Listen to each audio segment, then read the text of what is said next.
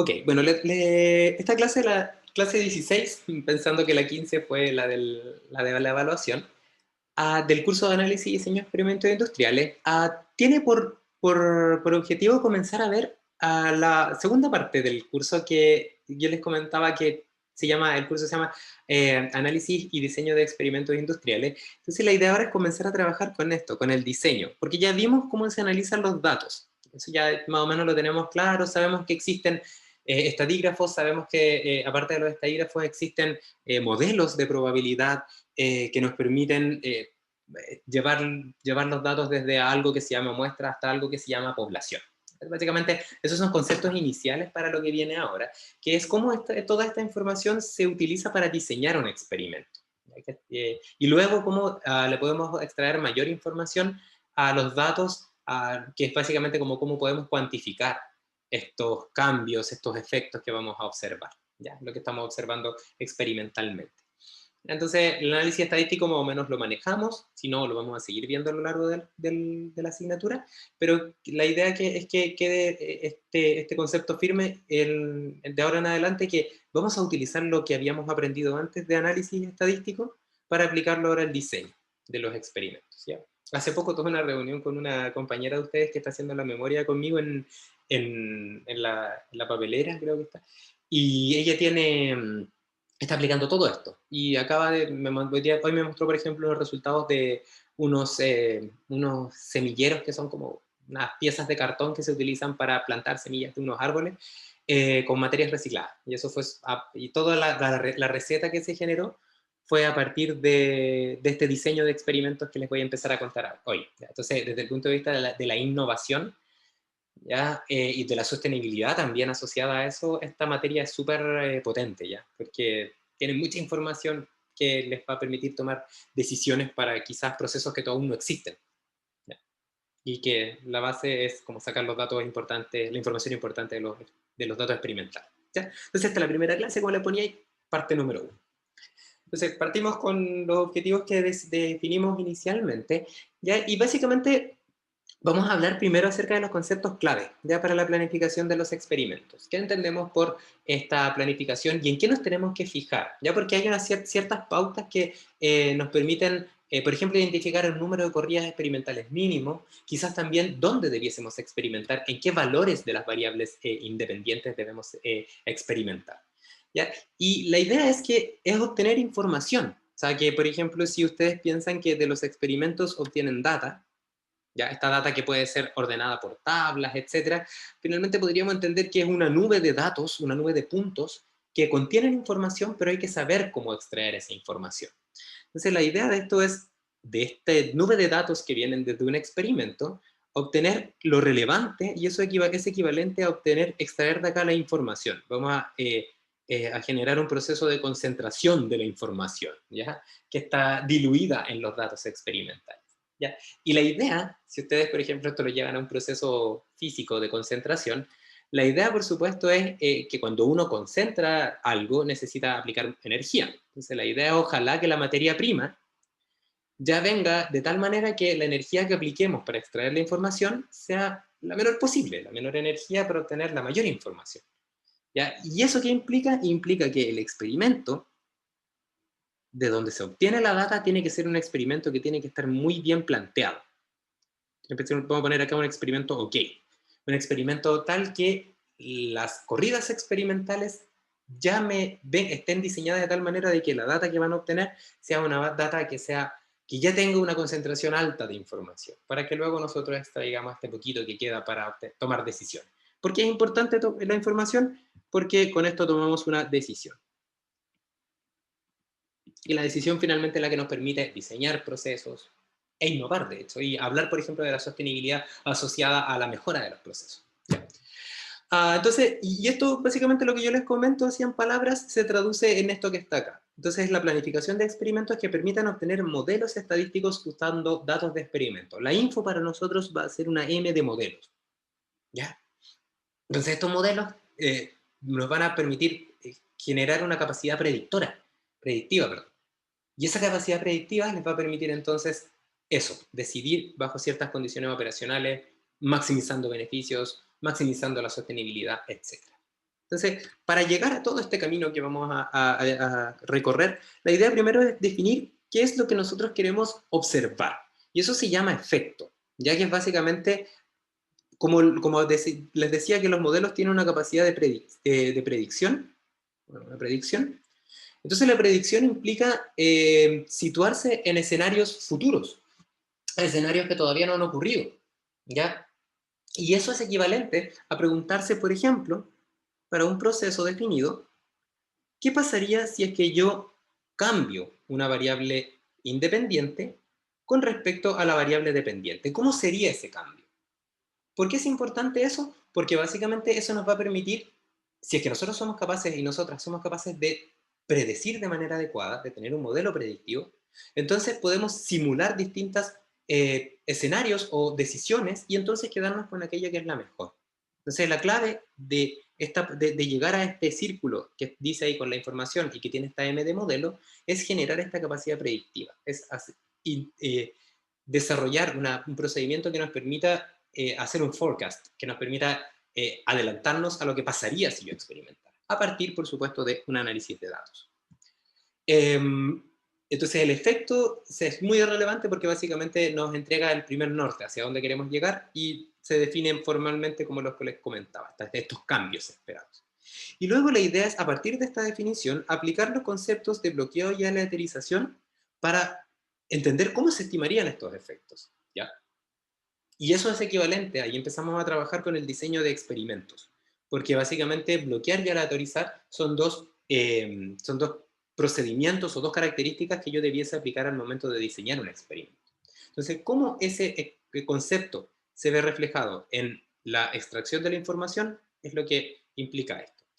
También, por supuesto, la idea con esto es comprender luego la relación que existe entre el modelo que obtenemos y la información que podemos decantar a partir de la data experimental, y también comprender, por supuesto, la relación entre el modelo que vamos a desarrollar y el experimento que tenemos que diseñar. ¿Con qué objetivo? Con hacer que los datos ya vengan bien, como estén como bien concentrados, de tal manera de que la obtención de este modelo sea, no digamos fácil, pero sí fidedigna, que el modelo que obtengamos represente de manera adecuada lo que queremos representar. ¿Ya? Y finalmente todo esto va a culminar con la presentación del diseño de experimentos factorial de dos vías, que se llama, que es el diseño de experimentos inicial que vamos a ver. ¿Ya? Entonces, el contexto que yo prefiero dar para que recordemos que esto se integra y no es materia nueva, sino que es materia que va evolucionando, es que básicamente hasta ahora teníamos que somos capaces de evaluar, ¿ya? Si una variable independiente, ya, por ejemplo, si nosotras acá diseñáramos un experimento, imagínense usted que acá tiene el tiempo, y acá está la variable independiente, y acá está la variable dependiente. Entonces, imagínense que la variable independiente, tenía un valor y ustedes tuvieron datos experimentales. Y resulta que justo cuando cambiamos esta variable independiente, entonces obtuvimos, por ejemplo, este otro conjunto de datos experimentales. ¿Ya?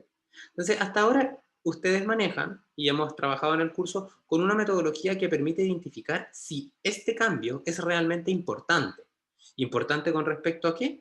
Importante con respecto a la dispersión de los datos, al ruido de los datos. ¿Ya? Y eso le llamábamos intervalos de confianza. ¿Ya?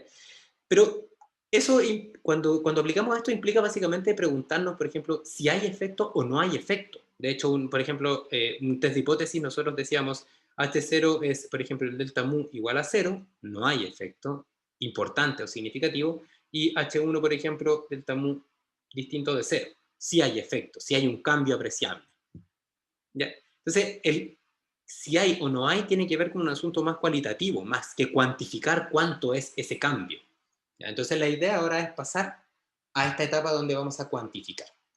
Y para llegar a la parte cualitativa, sí tuvimos que recordar o tomar en consideración que el experimento que yo les muestro acá arriba, en este gráfico de arriba, tiene algunos elementos que tendrían que haber sido considerados, que tienen que ver con bloquear el resto de las variables. Por ejemplo, si ponemos que la variable que estamos identificando es 1, entonces decir que el resto de las variables independientes distintas de 1 se van a mantener constantes. ¿Por qué? Porque de lo contrario no sabríamos si es que el cambio que observamos experimentalmente se debe al cambio en un 1 o se debe al cambio a las otras variables. Entonces sabemos que hay que bloquear. Y aquellas variables que no podemos bloquear, la idea es que las aleatoricemos, en el sentido entonces de que valores positivos y negativos, por ejemplo, de variables independientes, o valores altos y bajos de variables independientes, afecten de manera equivalente a las dos condiciones de la variable bloqueada. De tal manera como para que se diluya el efecto, puesto que en ambos casos aumentó y disminuyó. Entonces, con estos dos antecedentes y teniendo en consideración que definíamos una variable bloqueada, perdón, controlada, que la variable controlada la definíamos porque era aquella con respecto a la cual queríamos evaluar este cambio, ¿ya? Entonces definimos unos estadígrafos que caracterizamos los resultados experimentales y a partir de eso aplicamos inferencia, que básicamente se tradujo en obtener intervalos de confianza para entonces saber si es que estos se podían comparar con ceros o no, o con mayores que cero, menores o distintos de cero. Entonces ahora es aplicar lo mismo, pero ahora planificando el experimento, ¿ya? De tal manera de, aparte de saber si es que cambia, preguntando cuánto cambia. Y la idea es hacerlo todo de manera inteligente, lo cual, ¿qué va a significar para nosotras esto que está acá que dice inteligente? Quiere decir lo siguiente. Cuando nosotros pensamos en algo inteligente para este curso, porque la definición de inteligencia es demasiado amplia, entonces yo no quiero acá dar una definición elaborada, sino más bien comentarles que algo inteligente es algo que va a estar bien planificado. ¿Y cuál es el que esté bien planificado? Implica que lo que vamos a planificar tenga un objetivo. Y el objetivo va a ser siempre ahorrar, ¿ya? Ser sostenibles al momento de hacer los experimentos. ¿Qué significa ser sostenibles en hacer los experimentos? Obtener la mayor información con el menor número de experimentos, ¿ya? Los cuales son objetivos contrapuestos, porque mientras más experimentos hago, mayor información tengo. Pero podemos definir una especie de trade-off o compromiso entre recursos asociados al número de experimentos, que son finitos, a eso voy con la sostenibilidad, y al mismo tiempo conocer de manera admisible, perdón, como de manera adecuada el proceso que ustedes quieren modelar. Entonces, este es nuestro norte, obtener entonces, planificar un experimento de manera inteligente para que lo planificado tenga la mayor información posible con el menor número de experimentos, ¿ya? Eso básicamente es la idea. Entonces, para, como les decía, recorrer ese largo camino, la idea es que tenemos que pasar por algunas definiciones y, no sé, espero que sea algo que les sirva, es que en vez de definir las cosas tan teóricamente, mejor lo llevamos a un ejemplo, en este caso un ejemplo de la industria de procesos y en particular de la industria de procesos de transformaciones químicas, ¿ya? Entonces, el ejemplo que les voy a dar para ir, que lo vamos a seguir a lo largo de estas clases, que nos va a permitir entender a lo que me refiero con diseño de experimentos, trata de que ustedes imagínense que tienen un reactor, y este reactor es un reactor batch, ¿ya? Y este reactor batch, en este reactor batch se verifica una reacción. Por ejemplo, una reacción de un compuesto A más un compuesto B, por ejemplo, para dar un compuesto C. ¿Ya? Si ustedes no saben lo que es un reactor batch, me lo pueden preguntar, ¿ya? O si no entienden algo de repente que yo asumo que es conocido para ustedes, pero no necesariamente es así, pregúntenmelo, ¿ya? Entonces, este reactor batch es un equipo en el cual se ocurre esta reacción, ¿ya? Esta reacción de A para dar B, y como es un equipo por lotes, batch es discontinuo, lo que implica entonces que tendríamos como una especie de línea de tiempo. Si por ejemplo acá está nuestro reactor batch, ya a tiempo igual 0, entonces nosotras agregamos los reactivos de interés, por ejemplo, en unas proporciones que tendríamos que definir. Ya entonces vamos a poner que tenemos una especie de llave porque es nuestra decisión la cantidad de reactivos que vamos a poner, o lo que es lo mismo la concentración asociada a ellos, equivalentes. Para no hacer abuso de notación vamos a decir concentraciones, con una rectángulo ahí, concentración molar, por ejemplo. A este reactor también tendríamos que setearle su temperatura y si pensamos que esto es un reactor industrial, probablemente tenga un sistema de calefacción o refrigeración con vapor o con refrigerante, respectivamente. Y si pensamos en un lab, porque esto también aplica, sería por ejemplo con una manta calefactora. En ambos casos, si es que la temperatura es algo que es relevante, podríamos pensar en que tenemos que setear su valor, que tenemos que decidir su valor. Entonces vamos a poner acá que esto nos permite definir la temperatura, ¿ya? Un poquitito más grande. Temperatura, ¿ya? Y por supuesto también, imagínense ustedes que si a ustedes les ha tocado ver cómo es la reacción de producción de biodiesel, por ejemplo, a la producción de biodiesel ustedes cargan, bueno, unos aceites, puedo usar aceites que son usados, ¿ya? Y requieren un catalizador, ¿ya? Entonces también tengo que definir el catalizador que voy a utilizar, ¿ya? Entonces cuando yo, por ejemplo, defino estas tres condiciones, temperatura, concentración y catalizador, entonces este reactor batch comienza la reacción, por ejemplo, cuando le añado el catalizador, y entonces esta reacción ocurre en un determinado tiempo, vamos a poner acá un determinado tiempo, y entonces en el tiempo final, que podríamos definirlo como cuando ya terminó la reacción, o cuando nosotros ya observamos, por ejemplo, que la reacción llegó a un punto de equilibrio, o no se observan modificaciones asociadas a la transformación química, entonces lo que vamos a observar es que ahora ya no le echamos nada más porque ya le echamos todo al principio de la reacción. Entonces acá debiésemos observar, por ejemplo, la cantidad de A que queda, ya la cantidad de B que queda y por supuesto la cantidad de C. ¿Ya? Y la idea entonces es que la temperatura entonces en este camino se mantuvo constante, porque la idea era evaluar, por ejemplo, qué es lo que se obtendría, la cantidad de C que se obtendría al entonces setear una determinada temperatura. Es una decisión que yo tomo. Lo mismo con el catalizador, entre medio no cambié el catalizador, y lo mismo en relación a la concentración inicial. ¿Ya? Entonces, de este experimento, que por ejemplo es la producción de biodiesel, quizás estaríamos interesados en identificar cuánto aceite realmente cambió. Imagínense que la A representa el aceite. Entonces podríamos estar interesados en preguntarnos cuál es el rendimiento de la reacción en relación al aceite, o sea, qué porcentaje del aceite que había inicialmente cambió y ya no existe como aceite, sino que existe como biodiesel. Entonces ahí tendríamos un experimento que tiene sentido. Y si observan, yo de manera arbitraria, pero tal vez no tanto, definí algunas variables que yo tenía que definir. ¿Ya? Por ejemplo, o que tenía que setear, que tenía que configurar, para no ser tan redundante. Entonces, ¿yo qué dije que tenía que definir para realizar esta experimentación? Por ejemplo, la concentración de la materia prima, el catalizador que voy a utilizar y la temperatura que voy a usar. Pero yo decidí eso no porque sí, no porque se me ocurrió, sino porque implícitamente yo sé que lo que hay adentro es una reacción química. Y una reacción química es, por ejemplo, la podemos simplificar dentro de lo que se puede, por supuesto, a lo que ocurre cuando, por ejemplo, una molécula de un compuesto A se encuentra con la molécula de un compuesto B, y entonces ese encuentro que se genera va a dar como resultado una molécula de un compuesto C. Un mol, si es que quieren verlo cuando tenemos una gran cantidad. ¿Ya?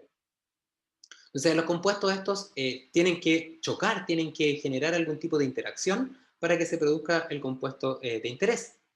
Y yo sé, de acuerdo a lo que conozco de la termo, por ejemplo, bueno, de todas las materias que han visto o verán, por eso les digo que si de repente a ustedes se les quedan con algo ahí en el tintero que me lo pregunten. Pero yo sé, por ejemplo, de la termo, de química de procesos, de química, de hecho, que existe un efecto relacionado con el movimiento molecular, porque mientras más movimiento tengan las moléculas, más posibilidades hay de que dos choquen, ¿no es cierto? Y el movimiento molecular, que va a aumentar la posibilidad o la probabilidad de colisión para generar entonces el compuesto C, está relacionado con la energía, y en particular con la energía interna. Y yo sé que la energía interna, finalmente, por ejemplo, si tenemos un líquido, está directamente relacionada con la temperatura. Por lo tanto, la temperatura es una variable que va a afectar a la reacción y por lo tanto podría afectar a mi concentración final y por lo tanto a mi rendimiento. ¿Ya? Lo mismo podemos pensar en relación a la concentración. Si nos fijamos, por ejemplo, en la concentración, que es la segunda variable que yo podría mover, o la tercera o la primera, da igual el orden, la concentración es relevante. o es de esperar que sea relevante para la conversión. ¿Por qué? Porque básicamente, si es que tengo mayor concentración de A, es más probable de que una de ellas se encuentre con B. Y también si tengo mayor concentración de B, más probable en que entre ellas se encuentren. Entonces, básicamente, la termo, la fisicoquímica, si quieren, me permite identificar de que la variable concentración es importante y podría tener un rol fundamental en la respuesta que es el rendimiento de la reacción. Es de esperar que siempre encuentre una relación entre la concentración y la respuesta de interés, en este caso, rendimiento de la reacción. No. ¿Por qué no? Porque básicamente nosotras no vamos a medir el efecto de la composición, perdón, no vamos a medir realmente el rendimiento. Lo que vamos a medir es una concentración que luego vamos a transformar en rendimiento y que tiene asociado ruido y error de medición. Por lo tanto, podría pasar que la termo y la fisicoquímica me diga que la concentración es importante y por lo tanto cambios, un delta de concentración va a implicar un delta, voy a ponerla acá, implicar un delta de rendimientos, porque eso es lo que me dice la teoría, pero en la práctica podría pasar que el cambio que yo hago en la concentración inicial es tan chiquitito que el cambio que debiese observar experimentalmente no lo puedo ver. Pero no es porque no existe, sino que es porque quizás los datos tienen tal cantidad de ruido que ese cambio se confunde. ¿Con qué? Con el ruido de la experimentación, con el ruido de la medición. ¿Ya?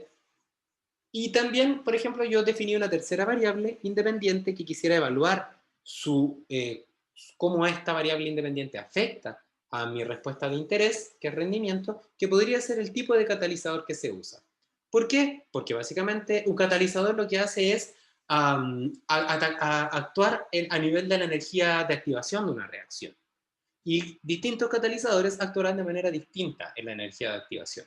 Y por lo tanto, como actúa de manera distinta en la energía de activación, podría tener entonces una repercusión en la cinética de la reacción. Y si el experimento lo hacemos a un tiempo fijo, entonces algo que tiene mayor cinética implicará que voy a obtener un mayor rendimiento.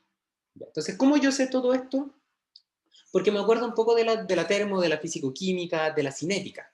¿Ya? Entonces yo sé que esas variables independientes pueden afectar a mis variables dependientes. Y digo pueden porque por más que la teoría me diga una cosa, yo podría llegar a la conclusión de que para las condiciones experimentales ese cambio no se observa. Lo cual no significa que la teoría esté mala, sino más bien que el cambio que yo implementé en la variable independiente no es tan importante respecto a el efecto que tiene sobre la respuesta de interés o la variable dependiente, considerando que ella está contaminada con ruido. Entonces, básicamente, ese es como el panorama. Y ocupé la palabra efecto porque justamente era a lo que iba, que era definir eso. Entonces, el efecto ¿ya? Se va a definir como el cambio que se produce en la respuesta de interés, vamos a poner acá entonces es un cambio, es un delta I, ¿ya? Que se produce en la respuesta de interés cuando se modifican los factores o variables independientes. Entonces yo podría definir que el efecto, por ejemplo, el efecto de la variable temperatura correspondería al cambio que se produce en la respuesta de interés cuando cambia la temperatura. O sea, es un delta I cuando cambiamos la variable, cuando hay un delta T. ¿Ya?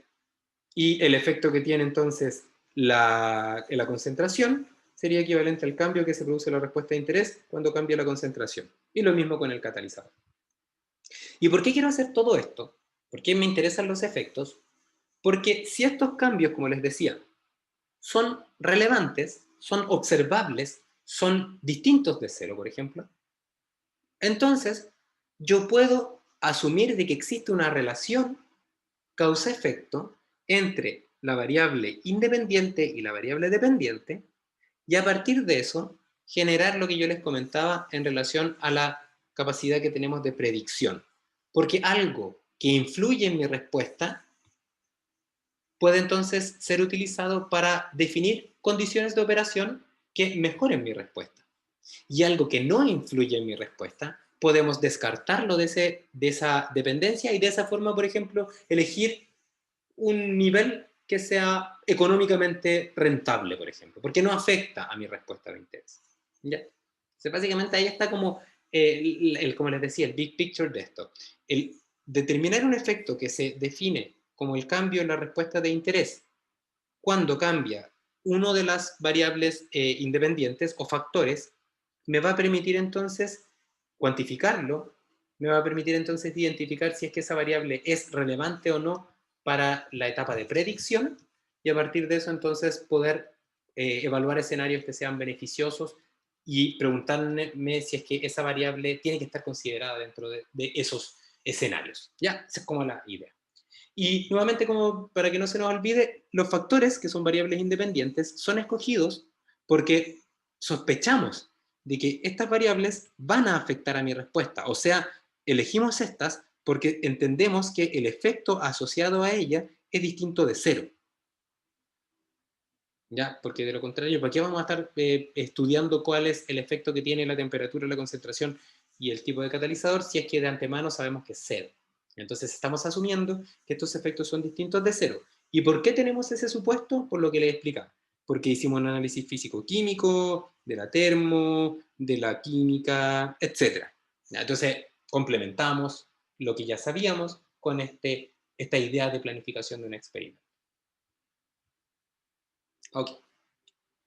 Entonces, tomando eso en cuenta y pensando que lo que queremos finalmente es obtener info, lo que implica entonces obtener una representación que me permita predecir un comportamiento esperado, entonces nuestro objetivo final va a ser llegar a un modelo. ¿Ya? Y para llegar a un modelo, lo que tenemos que hacer es evaluar cómo se relacionan las variables dependientes con las independientes, y entonces como tengo acá tres variables independientes, tendríamos que estudiar esa relación para cada una de ellas, ya sea individualmente o en su conjunto. ¿Ya? Si partimos primero con una idea de evaluar el efecto que estas variables tienen independientemente, o sea, cada una por separado, tendríamos que elegir una de ellas. ¿Ya? Por ejemplo, imaginémonos que nuestro primer objetivo va a ser obtener cómo cambia el rendimiento de la reacción o cómo se puede describir el rendimiento de la reacción en función de la temperatura. Entonces ahí tendríamos nuestro primer objetivo. ¿Ya? Entonces, para eso tendríamos que estudiar el efecto de T. ¿Por qué tendríamos que estudiar el efecto de T? Porque si es que existe una relación causa-efecto entre la temperatura y el rendimiento, entonces, como les comentaba, es de esperar que el cambio en la respuesta de interés cuando cambia la temperatura sea distinto de cero.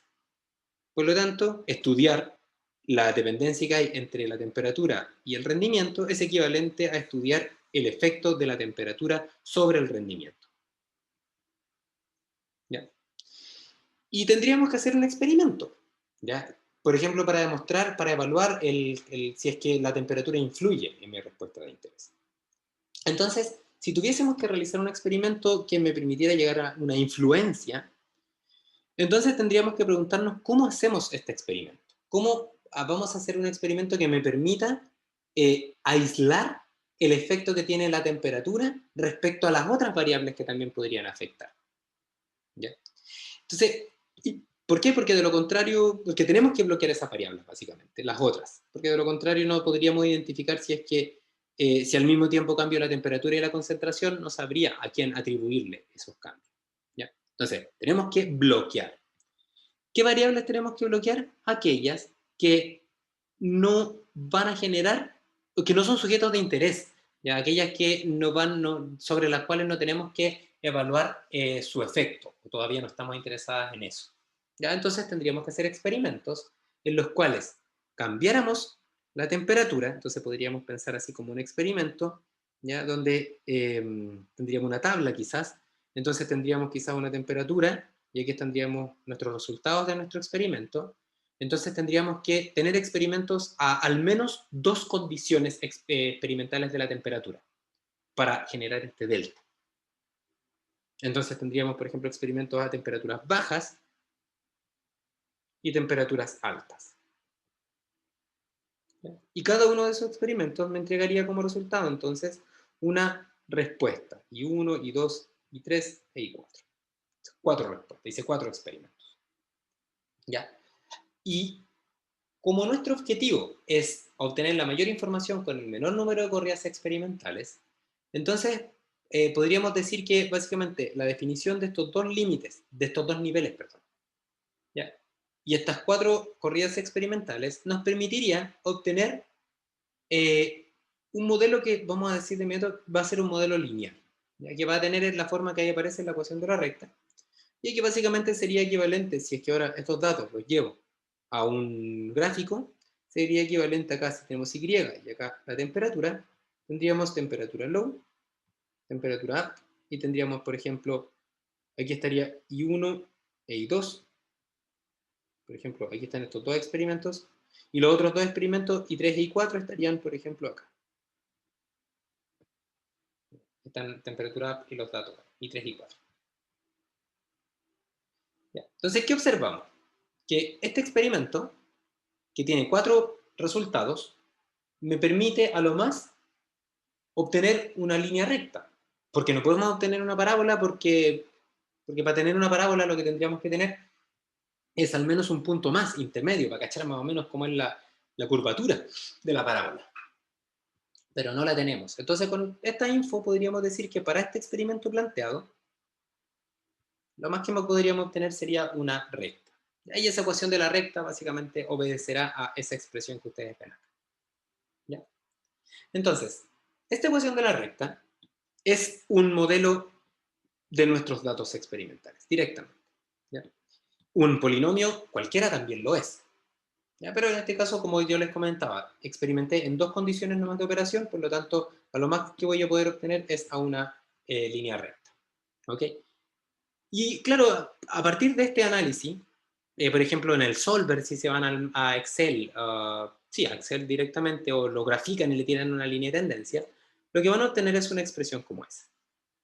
¿Ya? Donde básicamente tienen un término que se llama el intercepto, ¿no es cierto? Y luego tienen la pendiente.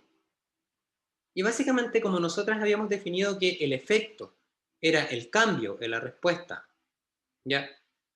Cuando cambia la temperatura, entonces si por ejemplo ahora utilizamos los datos que obtuvimos experimentalmente y los utilizamos para obtener el intercepto y la pendiente, entonces acá estaría por ejemplo el valor de el Y a la temperatura low, ya que sería básicamente el valor que está prediciendo, vamos a ponerlo con color más llamativo acá, el valor que está prediciendo el modelo. Y básicamente acá podríamos hacer lo mismo. Ahí acá estaría Y a la temperatura T. ¿Ya? Entonces, básicamente, si yo quiero de esta idea, que es como, entiendo que es algo como muy lógico, normal, que uno al final tira líneas de tendencia, ¿ya?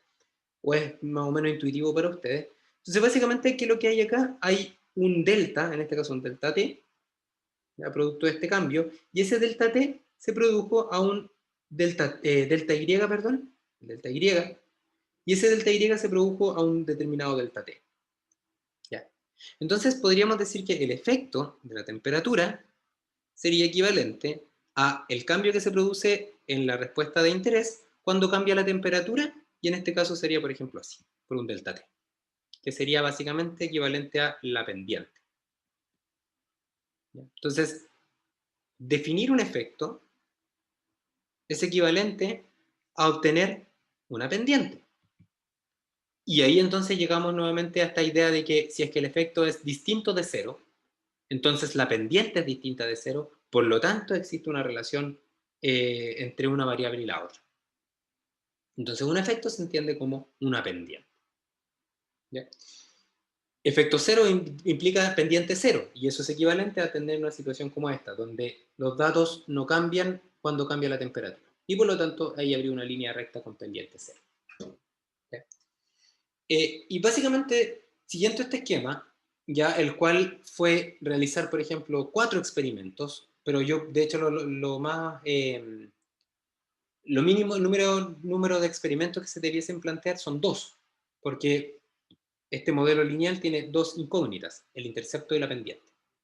O sea, a lo más, lo mínimo que tendríamos que hacer de experimento sería uno en cada condición de temperatura. Ok, entonces, tomando en cuenta esto que yo les comentaba, esto también se puede aplicar para el resto de los elementos, para las otras variables también. Entonces tendríamos que generar otro experimento, y perdonen acá, voy a poner que este experimento se hizo con una concentración constante y un catalizador constante. O sea, básicamente no cambiamos las cosas, ¿ya? Porque tenemos que bloquear las otras variables. Y vamos a controlar la temperatura para ver cómo afecta mi respuesta de interés, ¿ya? Entonces lo mismo podemos hacer con las otras variables. Pues también podemos hacer lo mismo, podemos calcular, hacer otro experimento, por ejemplo, pero este experimento ya no es cambiando la temperatura, sino que es, por ejemplo, cambiando la concentración, y observaríamos algo similar, ¿no es cierto? Entonces yo podría hacer, por ejemplo, imagínense, voy a poner acá página después. Sí, voy a poner una página después para hacer el diagrama. Entonces, por ejemplo, si querríamos evaluar el efecto de T, entonces requeriríamos algo como esto, donde teníamos entonces que hay un delta T, y entonces para una temperatura low y una temperatura up, ¿ya? Y aquí entonces estaría el delta T, y este delta T entonces, por ejemplo, me permitió obtener, de hecho el mínimo voy a poner al tiro, una corrida experimental en cada lado, lo cual entonces con un sistema de ecuaciones me entrega la pendiente. Y esto es pendiente beta que está acá, sería básicamente el delta Y partido por el delta T. ¿Ya? Ok, continúo. Ah, y esto, perdón, y esto lo tuve con una concentración constante y con un catalizador constante. ¿Qué significa eso? Que los dos puntos experimentales coinciden con el mismo catalizador y con la misma concentración inicial constante. ¿Ya? Imagínense, por ejemplo, que el catalizador que ocupamos fue el NaOH, ya que es el catalizador para el biodiesel, puede ser NaOH o KOH. Y que la concentración era, por ejemplo, no sé, por ponerle un valor, no sé, de 10 ppm, de lo que sea. ¿Ok? Pero resulta que yo también podría probar con otro catalizador, ¿no es cierto? Podría también probar, por ejemplo, con el KOH. Entonces tendría que hacer otro experimento, pero ahora con el K constante, pero ahora que el K constante sea un KOH. Y quizás al hacer eso obtendríamos algo como esto, ¿ya? Que el catalizador KOH potencia el efecto de la temperatura.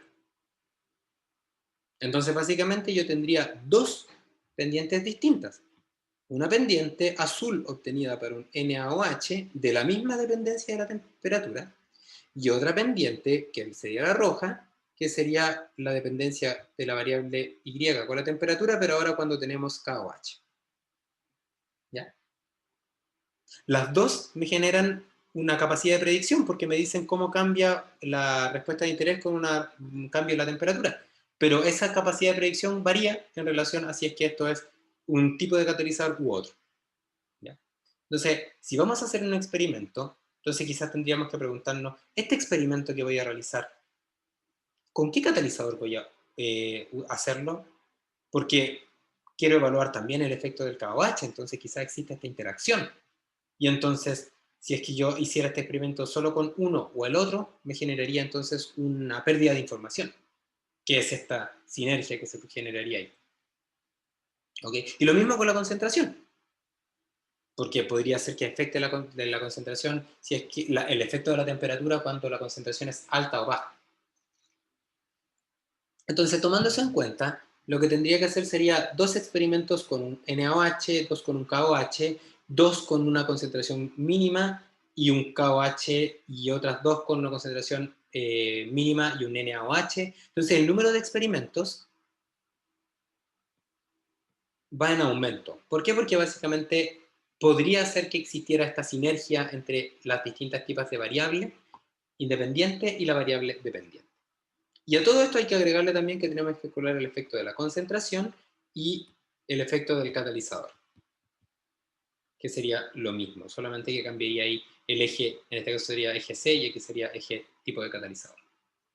¿Ya? En síntesis, tendría que realizar muchos experimentos porque tendría que probar distintas configuraciones, manteniendo bloqueadas las otras variables, pero manteniéndola bloqueada a distintos valores, ¿ya? De tal manera entonces de poder obtener esta como representación bien fidedigna de mi proceso. Y también las sinergias, ¿ya? Entonces, desde esta forma, la verdad es que esta forma de experimentar, desde este punto de vista, esta forma de experimentar no es poco óptima. Porque si bien me permite obtener los efectos, obtenerlos de manera individual implica que tengo que mantener fijas las otras variables, las cuales pueden tomar distintos valores, por lo tanto tengo que hacer experimentos para unas condiciones fijas y luego para otras condiciones fijas, lo cual aumenta el número de experimentación. Entonces, para evitar eso, podríamos pensar en plantear un experimento que permita obtener la misma información, o sea, los mismos efectos, pero con un número acotado de corridas experimentales. ¿Ya? Básicamente con la idea de evitar este lío que yo les cuento que aparece. ¿Ya?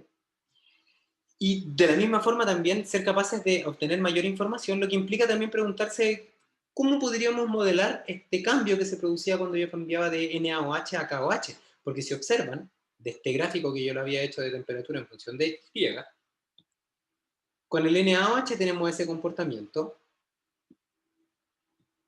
ahí, NaOH. Con el KOH tendríamos un comportamiento, habíamos dicho que era rojo, entonces el comportamiento rojo, así. En ambos casos, las pendientes son pendientes con respecto a la temperatura, ¿ya? Porque entre los puntos entre los cuales se unieron las rectas, el catalizador se mantuvo constante, entonces este cambio es solamente producto de la temperatura. Y luego tenemos que esta pendiente se modifica respecto a el valor del catalizador. Entonces podríamos decir que tenemos como un efecto asociado a la temperatura, el cual debe ser corregido con el valor del catalizador. Entonces, si por ejemplo el valor del catalizador tiene el KOH, por ejemplo, el NaOH, toma un valor, ¿ya? Entonces podríamos reemplazarlo acá y entonces generaría entonces una expresión que sería como un beta prima solamente de la temperatura. Y ese beta prima sería ya sea esa pendiente grande o esa pendiente más pequeña. O sea, el término rojo que ustedes ven acá se entiende como la interacción entre la temperatura y el catalizador, ya gráficamente se podría interpretar como estos cambios en las pendientes, y desde el punto de vista numérico, matemático, ese cambio en la pendiente se ve reflejado con este término aditivo, que cuando se fija el catalizador, entonces modifica el valor promedio esperado del efecto que tiene la temperatura, y lo puede modificar hacia arriba o hacia abajo. Lo puede aumentar o lo puede disminuir. Entonces, esta sería efectos que se llaman efectos de sinergia o interacciones, y entonces la idea es obtener un diseño de experimentos que con el menor número de corridas experimentales me entregue el efecto de la variable, el efecto primario de la variable, o sea, cómo la temperatura afecta por sí sola, independientemente del valor del KOH, al rendimiento, y luego cómo la definición del catalizador va a modificar esa pendiente, que sería equivalente a la interacción. ¿Ya? Entonces la idea es estudiar esto, estudiar estas interacciones y de hecho ser un poco más ambiciosas y estudiar todas las posibles combinaciones.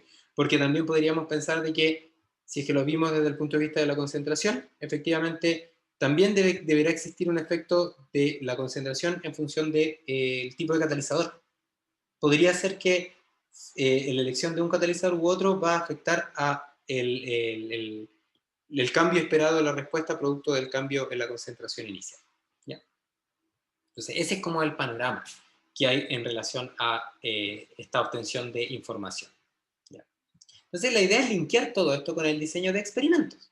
Entonces, la idea entonces con el diseño de experimentos y en particular con el diseño factorial, que es el método que vamos a ver inicialmente, consiste en básicamente obtener la mayor cantidad de info de los efectos, porque eso es equivalente a la capacidad predictiva que me entregan los modelos, de las variables en estudio, o sea, de las variables dependientes, con respecto a las variables independientes y a sus interacciones. Y todo eso hacerlo con el menor número de corridas experimentales. O sea, minimizar el número de corridas experimentales. Vamos a poner un min ahí. Minimizar el número de corridas experimentales. Y aquí vamos a meter sujeto a maximizar la info. Ese es como nuestro problema de optimización. Minimizar el número de experimentos sujeto a la maximización de la información. Lo que es equivalente a, con un número acotado de corridas experimentales, obtener información relevante y fidedigna de los efectos de las variables del estudio y de sus interacciones. Entonces ahí nos fuimos ya un poco más en los conceptos. ¿Ya? Y para eso, o sea, para llegar a comprender el diseño de experimentos factorial o para intentar comprender cómo se aplica esta idea del mínimo número de corrida experimental, máxima información, entonces lo que hay que entender es que el fin último de nuestro análisis es obtener este modelo de capacidad predictiva, ¿ya? Que nos permita dotar de capacidad predictiva. Y entonces si hubiésemos mantenido la idea de que solamente queremos obtener el efecto de la temperatura, imaginémonos que ese es el único que queremos obtener, vamos a borrar un poco acá, si nosotras quisiéramos obtener solo el efecto de la temperatura, entonces pueden observar que el modelo más simple, que es este modelo lineal, que les voy a explicar en un momento por qué asumo que es lineal, requiere de la obtención de dos parámetros, un intercepto y una pendiente. ¿Ya? Como necesito dos parámetros, yo necesito al menos el mismo número de corridas experimentales que de incógnitas, con la idea de resolver un sistema de ecuaciones cerrado. ¿A qué me refiero con eso? Que, por ejemplo, si ustedes tienen dos experimentos, una temperatura low y una temperatura up, ¿ya? Y cada experimento les entregó un Y1 y un Y2, entonces estos son datos que si yo los reemplazo en mi modelo obtendría. Aquí tendría entonces como el Y aparecería Y1 es igual a Y0 más beta t por temperatura low. Y2 es igual a Y0 más beta t por la temperatura A. Entonces si observan, en este sistema de ecuaciones existen dos incógnitas, el intercepto y la pendiente. Y las otras variables que las voy a pintar en amarillo son valores medidos experimentalmente. Por lo tanto, ustedes tienen un sistema de 2×2. ¿Ya?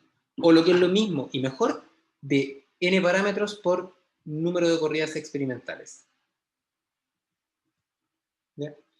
El cual, y esto implica entonces que el número de parámetros está directamente relacionado con las corridas experimentales, siendo el número mínimo de corridas experimentales el número de parámetros que tiene el modelo. No puedo hacer un solo experimento porque eso no me entregaría toda la... Si hago 3, vamos a seguir obteniendo dos parámetros, pero vamos a agregarle grados de libertad al sistema que luego nos van a permitir inferir. Pero eso es harina de otro gusto. ¿Ya? Entonces, dicho esto, entonces, si vamos a definir, por ejemplo, el menor número de corridas experimentales, recuerden que la máxima es más info, menos corridas experimentales, menos número de experimentos. ¿Ya?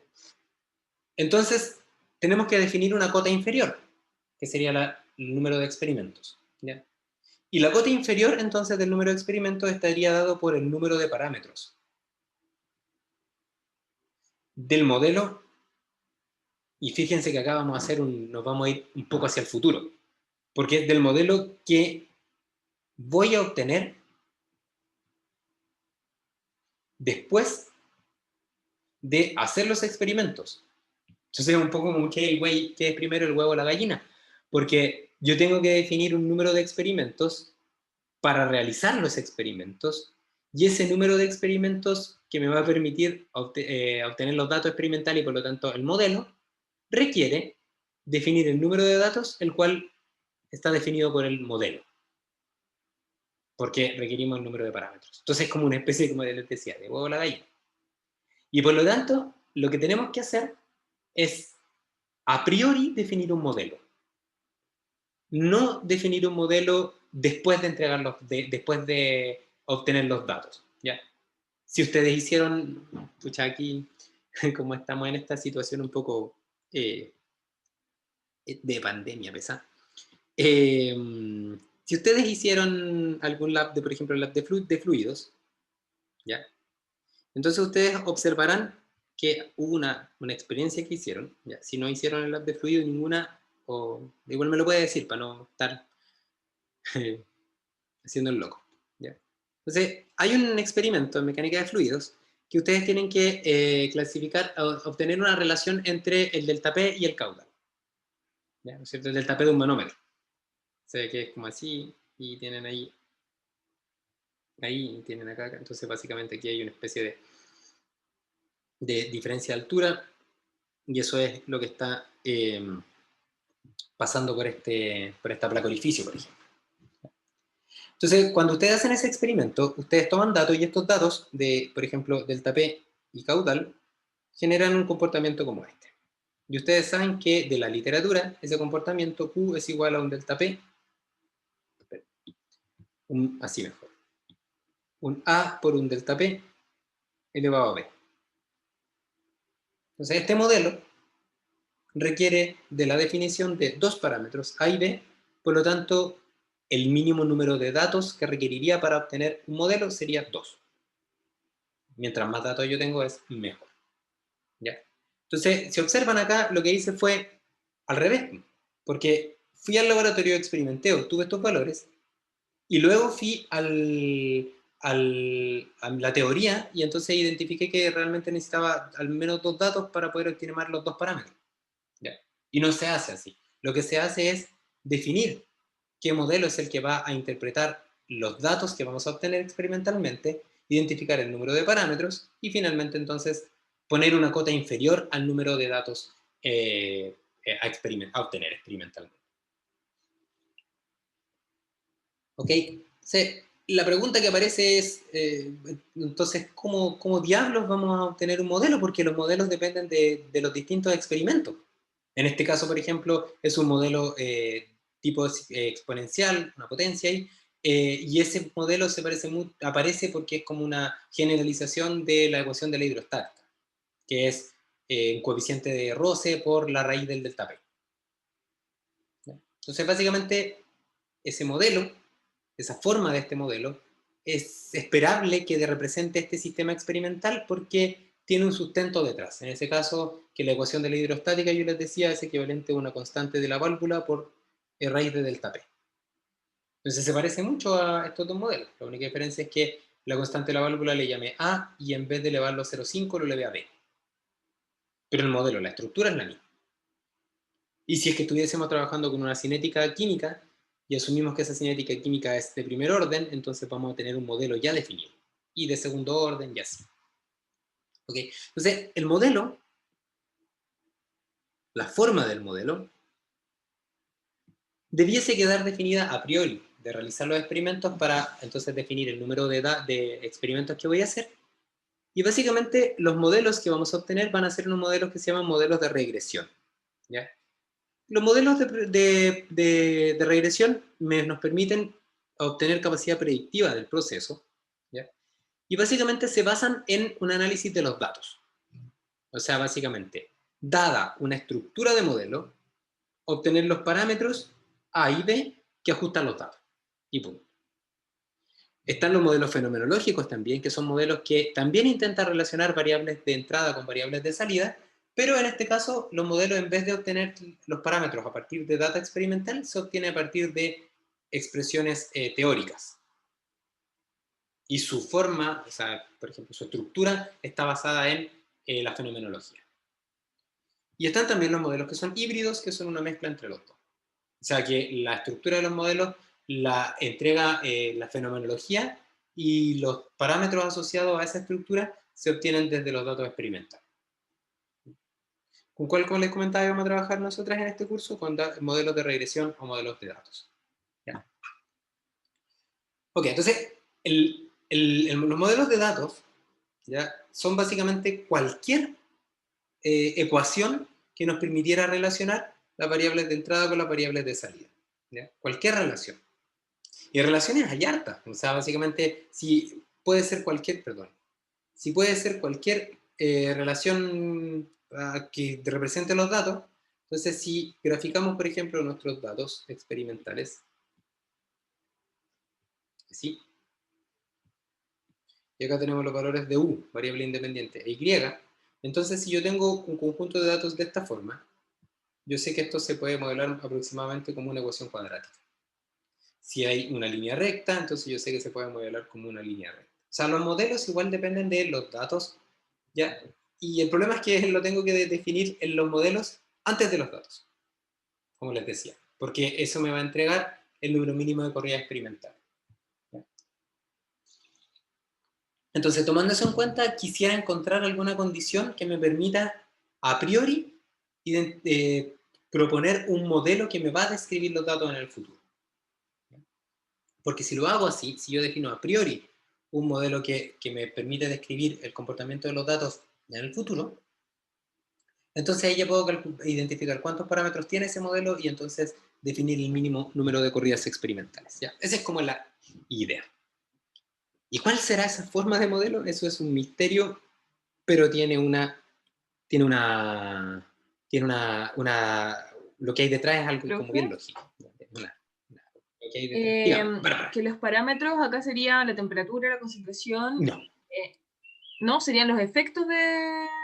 Efectivamente, Bárbara, efectivamente, serían los efectos porque eso es lo que estamos intentando determinar, ¿no es cierto? Que serían, por ejemplo, ahí están, las pendientes, porque las pendientes son las que me van a permitir cerrar el modelo, ¿cachai? Porque las temperaturas son variables al final que yo voy a setear después en mi experimento. Pero para que este modelo tenga capacidad predictiva, Bárbara, lo que Ujú. requiero es conocer los parámetros. Ya, súper. ¿Cachai? Tenía esa confusión entre Perfecto. cuál era cuál. Ya, gracias, profe. Súper. Ya. Ok, entonces dicho eso, gracias por la aclaración y la acotación. Entonces ahora lo que tendríamos que hacer es preguntarnos, ¿cómo sería un modelo genérico para un proceso desconocido? Porque el modelo genérico me va a entregar unos parámetros que va a tener este modelo genérico y con estos parámetros entonces yo voy a poder identificar el número de experimentos mínimos. ¿Ya? Ese sería entonces nuestro como, hacia allá iríamos. ¿Ya? Y para eso entonces tenemos que hacer algún supuesto y ese supuesto que vamos a hacer está basado en un señor de apellido Taylor.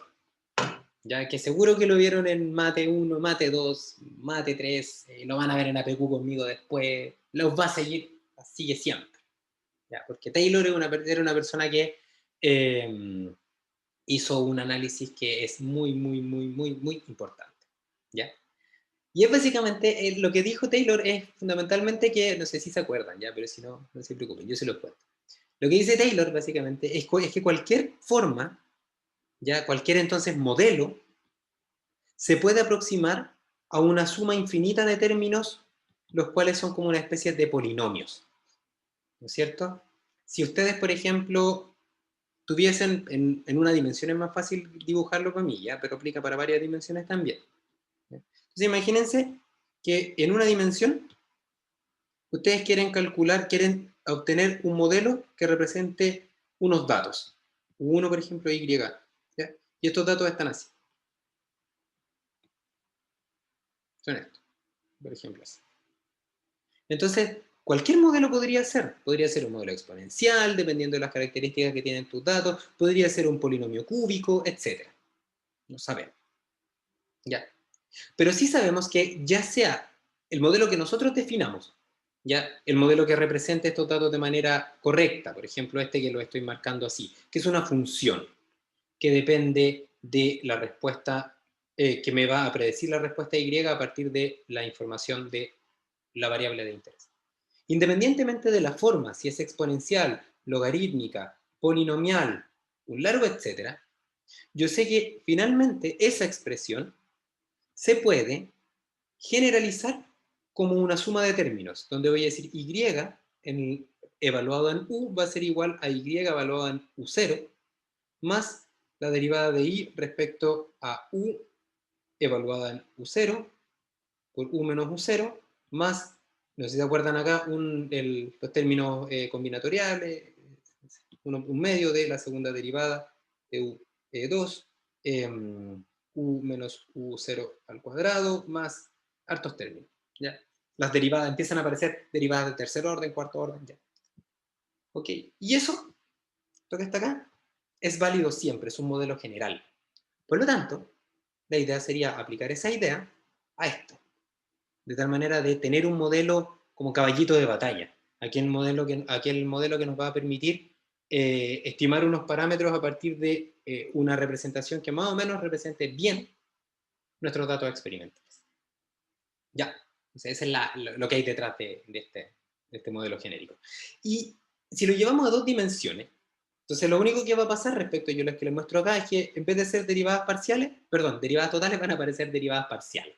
Entonces si tenemos, por ejemplo, dos dimensiones, como el mono que les mostró en la lámina anterior, entonces aparecería la derivada de y con respecto a u1, y acá estaría u1, y entonces más tendríamos que poner la parcial de di a de u2, u2 menos u2, 0, y aparecían entonces los otros términos de las derivadas cruzadas, de 2i a de 1, 1, y aquí estaría un medio de 2i a du2 al cuadrado, menos u0, perdón, u2 al cuadrado, etc. Y las derivadas cruzadas, y ahí se hace un poco más complejo. ¿Ya? Pero básicamente lo que hay ahí es una representación genérica para ahora un sistema de dos dimensiones. Y si tuviesen tres dimensiones, es lo mismo.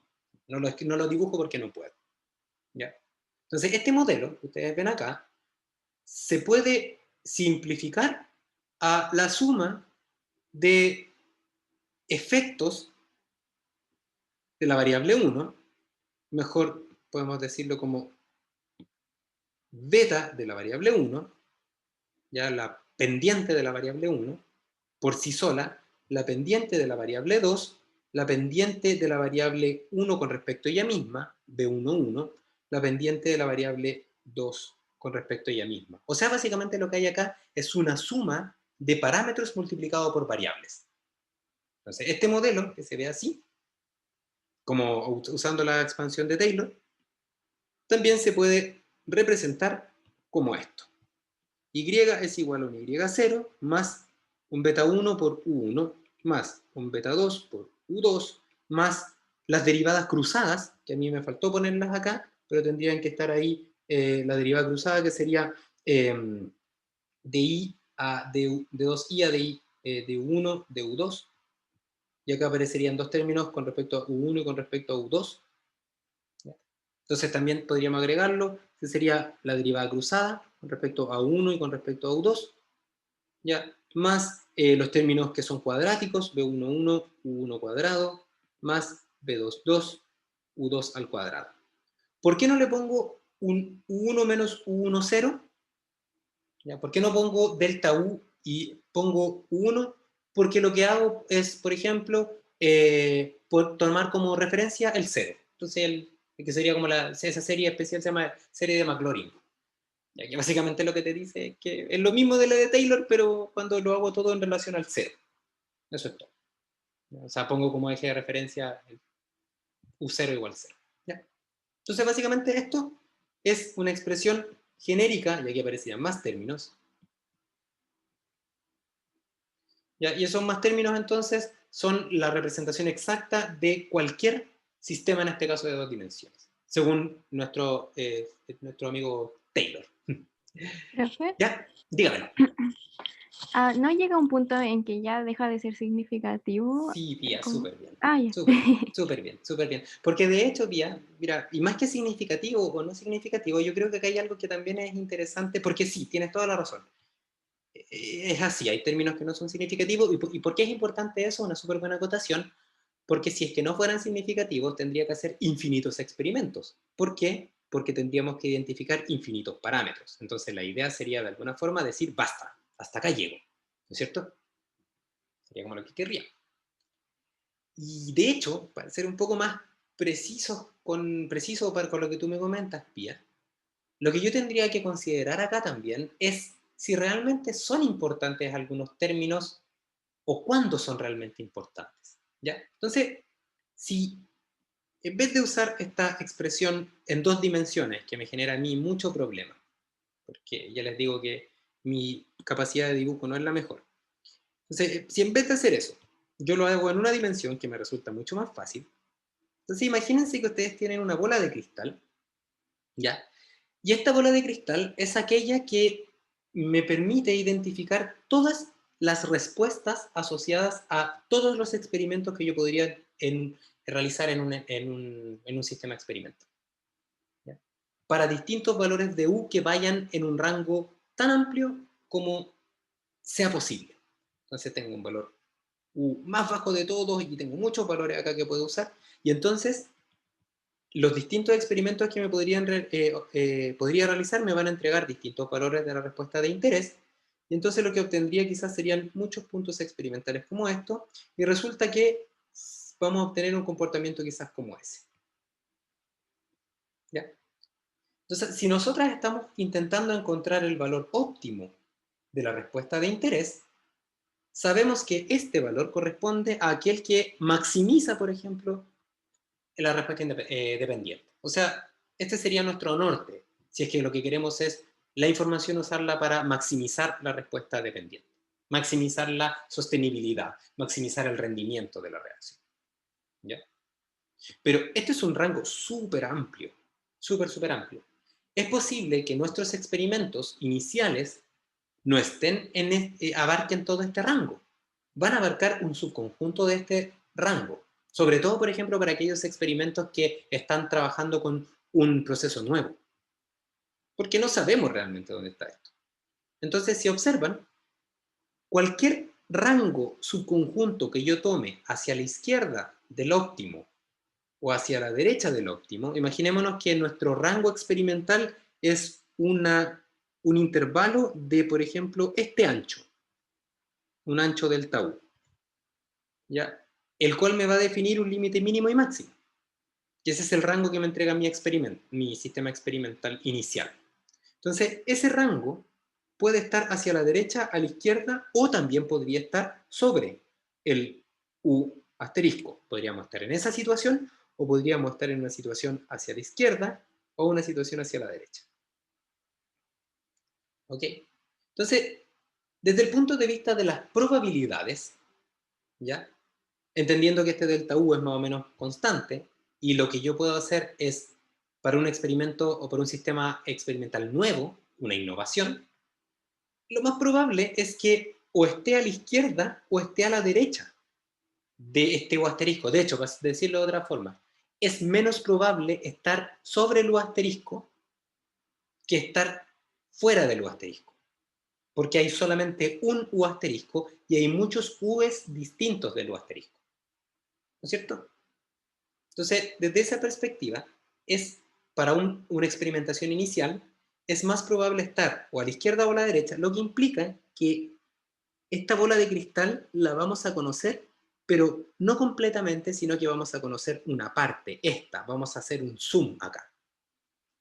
Y esa es la que vamos a conocer. Y en este tramo muy chiquitito, entonces las cosas se ven como líneas rectas. Quizás cuando me voy al siguiente tramo, esta no es la misma línea recta. Quizás en el siguiente tramo acá, esta línea recta tiene esta pendiente. Y quizás acá tiene esta pendiente. Lo importante es que, si es que nuestra región experimental, que está definida ahora con un ancho dado por este delta U, ¿ya? Y que la podemos fijar en esta recta numérica, a menos que este rango experimental contenga lo asterisco, entonces los datos se debiesen comportar aproximadamente como una línea recta. Y entonces, Pía, súper bien tu acotación, entonces, bajo ese supuesto, ¿ya? Los términos relacionados con las cuadráticas no serían importantes. Entonces, ¿qué implica eso? Que todos los términos que son cuadráticos y los que tienen órdenes superiores, los podríamos simplificar y aproximar a cero, bajo el supuesto de que estamos en estos lugares. ¿Ya?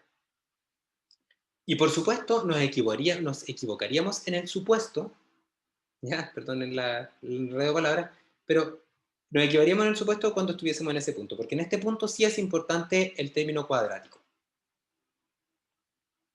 Pero fuera de ellos no lo es. ¿Ok? Entonces, ¿esto qué implica? Que nuestro modelo simplificado caballito de batalla realmente es un modelo que se basa en una expansión de Taylor que mediante un análisis como de factibilidad o de probabilidad inicial, de ser un poco pesimista y decir es súper poco probable que encontremos de inmediato el óptimo. Entonces básicamente a priori ese supuesto implica que pueden eliminar algunos términos. Y este es un modelo, por ejemplo, para 2 dimensiones, que sería el que utilizaríamos como modelo genérico,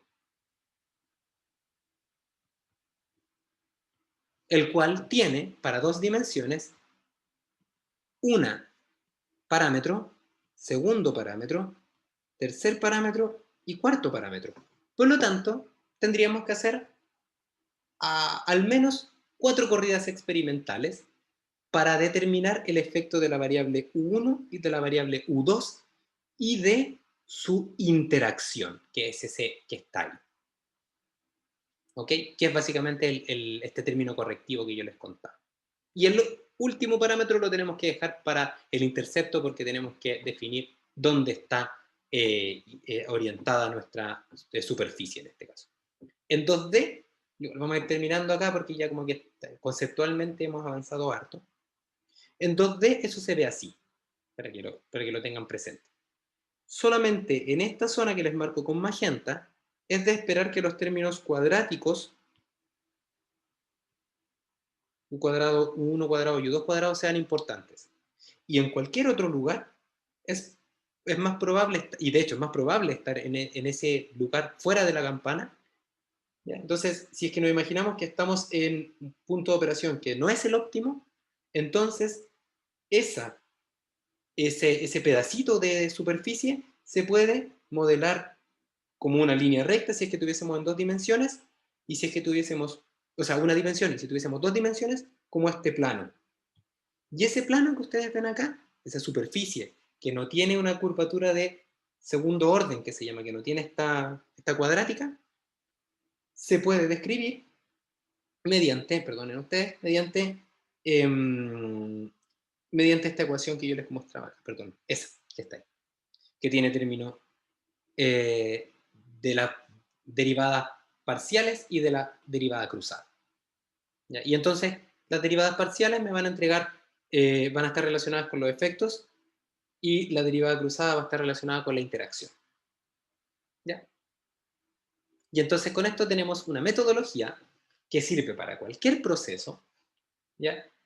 Que no sabemos cómo se va a modelar, pero que bajo el supuesto de que estamos lejos del óptimo, entonces podemos asumir que esto tiene un modelo clásico, un modelo estándar, que básicamente sería un intercepto más el efecto de la variable, o sea, la pendiente de la variable 1, la pendiente de la variable 2 y la corrección relacionada con es la corrección de la pendiente producto de la posible sinergia entre los dos factores. ¿Ya? Entonces, básicamente con esto generamos este modelo y este modelo entonces define el número de parámetros y con el número de parámetros tenemos el número de corridas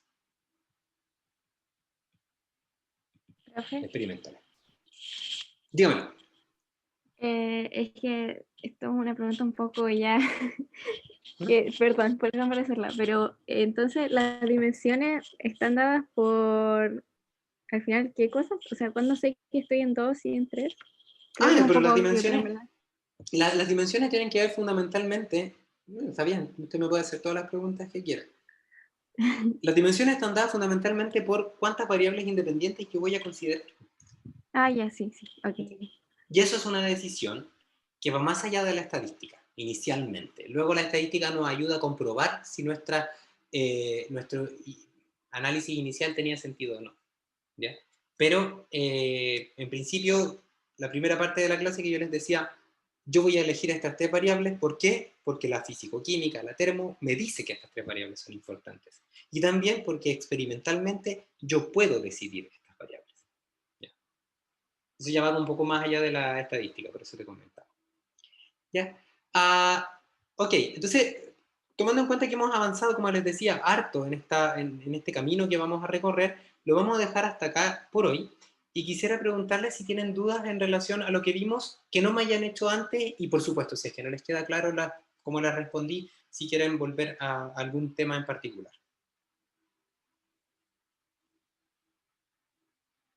Profe, Bárbara. a mí no me quedó claro algo que creo que es más conceptual, ¿Sí? que según yo, el tope magenta, igual por lo que vimos antes, vendría siendo como cómo se debería comportar el fenómeno, ¿no? O el experimento. Sí, es Como, que, sí, continúa, termina la idea. no, Perdón. eso, como que deberías, como que el medio debería parecerse a la media o al promedio. ¿Sí? Y ¿por qué no querríamos que llegar a esa parte del experimento y ver como la parte inicial? ¿Es porque es más fácil? No, mira, es que esto tiene que ver quizás con la interpretación de esta gráfica, ¿ya? Porque esta gráfica representa, al igual como en el caso que les dibujaba, representa una especie como de bola de cristal, ¿cachai? Que es básicamente cuál es la dependencia que yo esperaría observar de la variable dependiente, cuál es la relación que hay entre la variable dependiente y en este caso 2 variables independientes, ¿cachai? Entonces, esta superficie que tiene este tope ahí arriba, este que estaba con color magenta, representa todas las salidas de los experimentos que yo podría realizar bajo distintas condiciones de las variables independientes, ¿cachai? Sí. Entonces, esto es una especie de predicción de todo, de tu proceso, ¿cachai? Si lo conociera perfectamente. Si El yo mi dibujo igual proceso está hecho en base a la predicción. de hecho, este es un dibujo que no está hecho en base a ninguna predicción. Este es un dibujo que está hecho con base en el proceso real, ¿cachai? Como si nosotras conociéramos el proceso real, entonces a nosotros nos gustaría llegar acá, pues, al tiro, porque ese es el punto de las condiciones de operación que maximizan mi respuesta, al igual como lo que yo te comentaba acá, ¿cachai? Pero realmente yo no conozco eso, pues porque parto del supuesto que mi proceso no se conoce. ¿Cachai? Entonces, al final, después de un largo proceso, yo esperaría llegar hasta acá, hasta donde está esa configuración que va a ser la que va a hacer que mi proceso sea más sostenible, más económicamente rentable, etc. Sí, súper. ¿Cachai? Ahora sí entendí. Sí. ¿Cachai? Ahora Y ya lo entonces vi. lo que yo súper. Entonces lo que yo les decía es que es súper poco probable que cuando nos enfrentamos a un proceso nuevo o un proceso que estamos modificando, estemos en esta zona al tiro, ¿cachai? Que experimentemos en las condiciones de las variables independientes que me van a entregar de inmediato ese cerro. Por el contrario, lo más probable es que estemos en condiciones en las cuales me entreguen como estas partes, ¿cachai? Y la idea, de hecho, del diseño de experimento y de un algoritmo que vamos a ver que se llama algoritmo de mejora continua, es para una condición inicial, de manera inteligente luego ir acercándonos hasta el punto que queremos. ¿Cachai? O sea, ¿vamos a llegar a ese punto? Sí, pero lo más probable es que partamos de un lugar que no es ese punto. Y como estamos en esa situación, entonces, bajo ese supuesto, entonces podemos generar una simplificación basada en Taylor, que solamente contiene términos esperables, ¿cachai? Que son aquellos términos donde no aparecen términos, como decía Pía, o sea, que podemos despreciar términos, ¿cachai? Y esos términos que son despreciables son, en este caso, de los cuadráticos en adelante. Y eso simplifica mucho las cosas, porque ahora sabemos que tenemos que disminuir el número de corridas experimentales, desde infinito hasta 4, básicamente. ¿Ya? Y Pia, tú lo que me preguntabas tú en relación al número de variables de dimensiones, perdón. Si tenemos un sistema que tiene 3 variables independientes, como este, que también aparece el tipo de catalizador, entonces lo que va a pasar es que vaya a tener que agregar a este modelo, le voy a poner acá una flechita con una suma, tendría que agregarle la pendiente de la tercera variable independiente, o sea, del K, tendría también que considerar la interacción que tiene la variable K con la temperatura, la interacción de K con respecto a con la temperatura, con la concentración, y básicamente tendría que agregar, bueno, otros términos ahí que los vamos a ver ya en la próxima clase, ¿ya? Pero básicamente agregar otra dimensión lo único que hace es aumentar los parámetros, pero se sigue manteniendo que solamente trabajamos con parámetros dependientes, o sea, lineales, y a lo más interacciones de dos elementos, ¿ya? O de tres, como vamos a ver, ¿ya? Pero eso lo dejamos para la otra clase, ¿ya? Bueno, y con eso entonces terminamos la clase de hoy. Les doy las gracias por su activa participación. Espero que este tópico sea de su comprensión, ¿ya? Y que lo agarren desde el principio, ¿ya? Y bueno, nos vemos el próximo lunes. Ya, que les vaya muy bien. Que tengan un profe, buen que fin de esté semana. bien. Chao, chao.